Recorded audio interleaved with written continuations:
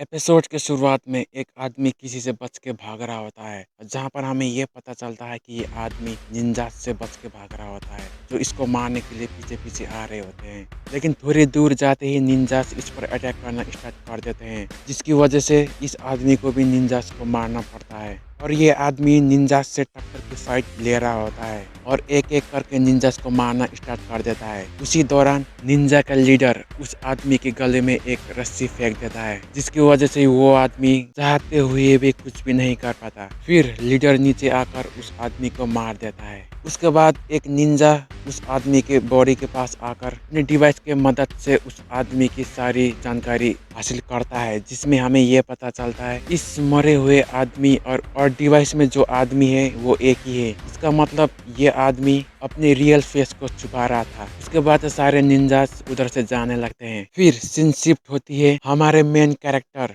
जिसका नाम होता है लोगन, और वो अपने फैमिली के साथ शहर से बाहर रह रहा होता है। और उसके फैमिली में उसकी वाइफ और उसका एक बेटा है, और लोगन इस लाइफ से खुश था। लेकिन एक रात लोगन की वाइफ टीवी पर उसी मरे हुए आदमी की न्यूज सुनती है, जिससे वो थोड़ा घबराने लगती है और लोगन की तरफ मुड़कर उसको घूरने लगती है, जिससे ऐसा लग रहा था कि ये दोनों भी किसी से छुपकर रह रहे हैं। उसके बाद लोगन अपनी वाइफ से कहता है कि तुम फिक्र मत करो, हम लोगों को कुछ भी नहीं होगा। उसका वाइफ कहती है ठीक है, लेकिन फिर भी वो अंदर ही अंदर डर रही होती है। टीवी वाले हादसे को भुलाने के लिए लोगन अपनी वाइफ और अपने बेटे को लेकर शॉपिंग मॉल में चला जाता है, और वापस आते वक्त लोगन अपनी फिंगरप्रिंट को मिटा देता है ताकि कोई भी उसको ट्रैक ना कर पाए। फिर उसी रात लोगन अपनी पत्नी के साथ अपने बेटे का बर्थडे को सेलिब्रेट करता है। थोड़ी देर सेलिब्रेट करने के बाद ये तीनों सो जाते हैं और आधी रात में लोगन की नींद खुल जाती है, जिसकी वजह से लोगन अपने घरों को चेक करने लगता है। जैसे ही वो नीचे पहुंचता है उसके सामने रेड कलर का लाइट आ जाता है, जिसमें से कुछ निंजा निकलकर लोगन पर अटैक कर देते हैं। लेकिन लोगन सभी को एक एक करके मार ही रहा था कि बीच में उसको अपने बेटे का चिल्लाने का आवाज आ जाता है, जिसकी वजह से वो ऊपर जाने की कोशिश करता है। लेकिन बीच में एक निंजा उसके गले में कुछ चीज को घुसा देता है, जिसकी वजह से वो ठीक से खड़ा भी नहीं हो पाता और रिंगते रिंगते अपने रूम की तरफ जाने लगता है। जैसे ही वो रूम में पहुंच जाता है उसे पता चल जाता है कि निंजा का लीडर ने उसकी वाइफ और बेटे को मार दिया है, जिसकी वजह से लोगन पूरी तरह टूट जाता है और निंजा से फाइट भी नहीं करता और बेहोश होकर नीचे गिर जाता है। उसके बाद सारे निंजास मिलकर लोगन को पूरी तरह मारने की कोशिश करते हैं, लेकिन बीच में उसी जगह पर पुलिस की रेड पड़ जाती है, जिसकी वजह से निंजास को उधर से जाना पड़ता है। उसके बाद ऐसी शिफ्ट होती है जहाँ पर लोगन खुद को एक हॉस्पिटल में पाता है। उसके बाद कुछ ही देर में हॉस्पिटल में दो FBI एजेंट आते हैं, जिसका नाम होता है माइक और एमा।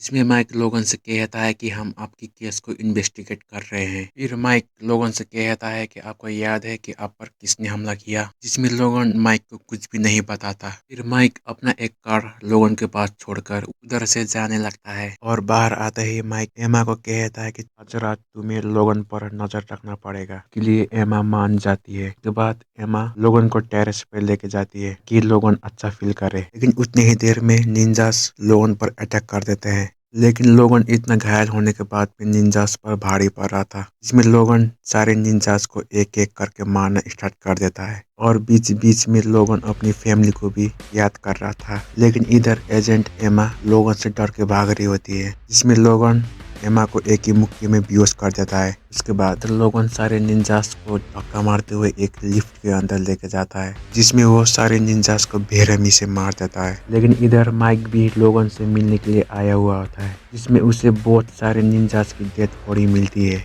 जिसकी वजह से वो शॉक हो जाता है। सारे निंजास को मारने के बाद लोगन की मुलाकात उसी निंजा के लीडर से होती है, जिसने लोगन की फैमिली को मारा था। लीडर लोगन से कहता है तुम भी अपनी फैमिली की तरह मर क्यों नहीं जाते, जिसमें लोगन गुस्से में आ जाता है और लीडर पर अटैक कर देता है। लेकिन लीडर उसी टेक्निक का इस्तेमाल करता है जिस टेक्निक से उसने पहले भी एक आदमी को मारा था। इसमें ये लोगन के गले में एक रस्सी फंसाने की कोशिश करता है, जिसमें से लोगन आसानी से बच जाता है। उसके बाद लोगन अपना टेक्निक की मदद से लीडर के आसपास अपना क्लोन बनाता है, जिसमें से लीडर कंफ्यूज होकर कुछ भी नहीं कर पाता। इसी मौके का फायदा उठाकर लोगन लीडर पर तलवारों से अटैक कर देता है, जिसकी वजह से लीडर जख्मी होकर नीचे गिर जाता है और लीडर लोगन से ये कहता है कि तुम उससे छुप नहीं सकते। लीडर इसकी बात कर रहा है वो हमें आगे जानने को मिलेगा। उसके बाद लोगन अपना मास्क को हटाकर अपना असली चेहरा सामने लाता है, जिससे लीडर भी उससे डरने लगता है। लेकिन लोगन उस पर फिर से अटैक करके उसको जख्मी कर देता है। लड़ाई खत्म हो जाने के बाद लोगन अपनी मरे हुए पत्नी और अपने बेटे से जाकर आखिरी बार मिलता है। फिर लोगन अपने घर पर वापस चला जाता है। इसमें वो खुद का कुछ सामान और एक फोटो अपने पास रख लेता है, फिर अपने ही घर में आग लगा देता है। इससे ऐसा लग रहा था कि वो अपनी बीवी और अपने बेटे के साथ बिताया हुआ पलों को और यादों को मिटाना चाहता है। और लास्ट में वो अपना फेस पर एक मास्क लगाकर उधर से चला जाता है। और इसी के साथ ही साथ ये एपिसोड भी यहीं पर खत्म हो जाती है।